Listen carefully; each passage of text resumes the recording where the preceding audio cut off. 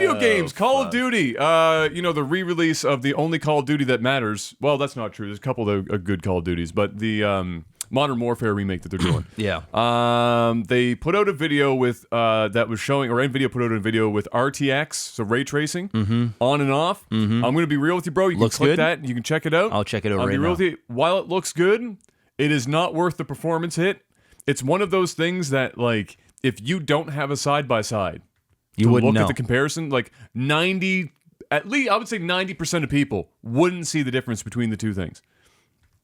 It's adding, like, because here's the thing, in Call of Duty, I mean, you know how the games are, everything's predetermined. Is this like, the link here? Is it on here? Or? yeah, it's the first one's Gears, the second one is, because it's a combined little thing topic here, the second one it should be, I think, Call of Duty. Okay. So, I mean, it's getting to the point that even in this video, they've got to put green boxes sometimes around the area that's going to show you the difference between the two. But it looks, with and without, it looks fucking great. Yeah. It's a good looking video game. But here's the thing. It's Call of Duty. Everything is a predetermined hallway, right? It's not an open world. No. So that allows the game artists to bake in a lot of shadows and lighting, kind of cheat it a bit. Whereas like in an open world where there's a lot of like more generated kind of environments that the artist doesn't have their direct hands on all the time.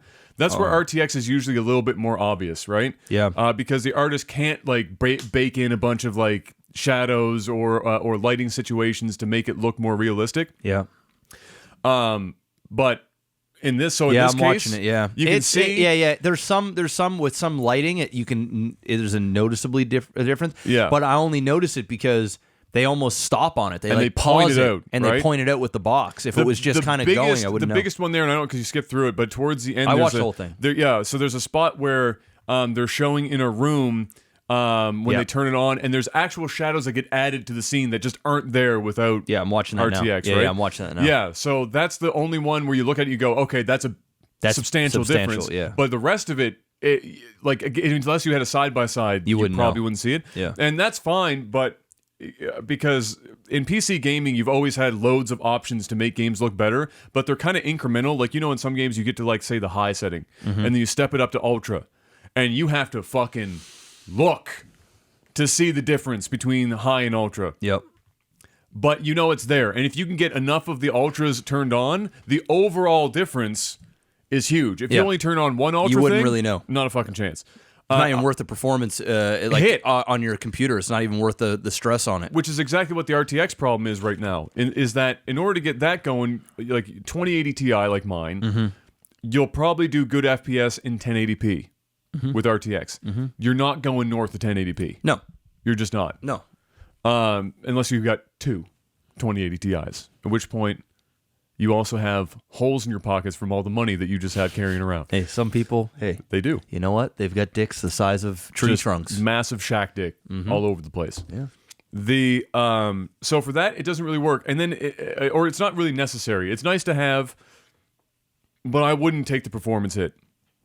Now, the contrasting this to make the point as well is everyone's talking about Digital Foundry and everyone else is talking about how good Gears of War 5 looks, and it looks fucking dope. Graphically, probably the most, if not close to the most impressive game currently available. They really push the shit out of the Unreal Engine, and they optimize the fuck out of it, and it runs beautifully on the Xbox One X and on PC as well. I'm watching that trailer now. Things look fucking good.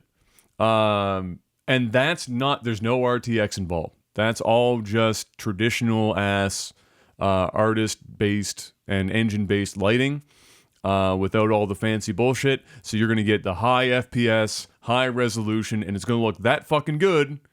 On anything you play it. On pretty much anything you play it on. You want a 65-inch OLED?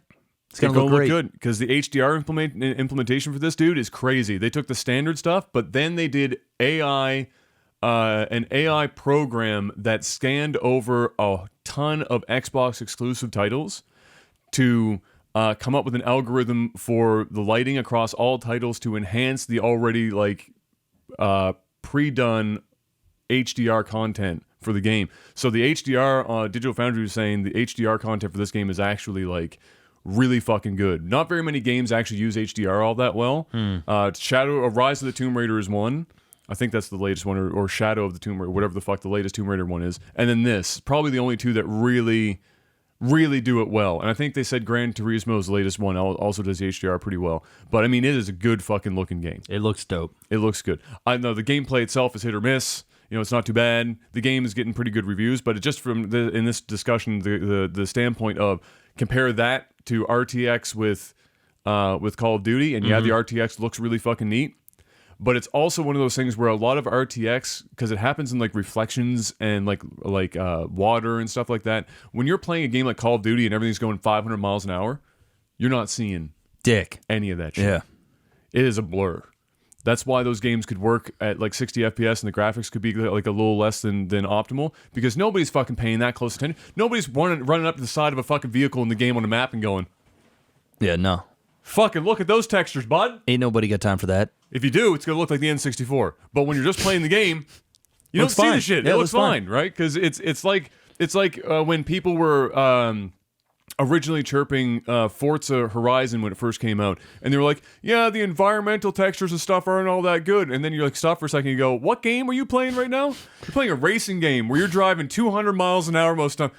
Who the fuck is taking the time out to go look at a daisy in a field and go, well, you know what? That shit 200 miles an hour looked pretty good, but now that I'm looking up close and I parked my car. Yeah, now that I've lost the race, this looks terrible. This ain't it. Yeah. Right? So I don't know. RTX has got its like ray tracing in general. I shouldn't just call it RTX, but just ray tracing in general is going to be cool eventually. But right now, there are so few games that it's worth the performance hit, because it's the most substantial performance hit of anything that we've got right now, pretty much. Short of going up to like 4K, it's the biggest hit. Just not worth the meme. But yeah, you can check that out. Both of those, I think, were done. One through NVIDIA's YouTube channel. The other video we were watching here, you guys can check it out, is the, I believe, the Digital Foundry YouTube channel. They do, God bless Digital Foundry, they do fantastic work.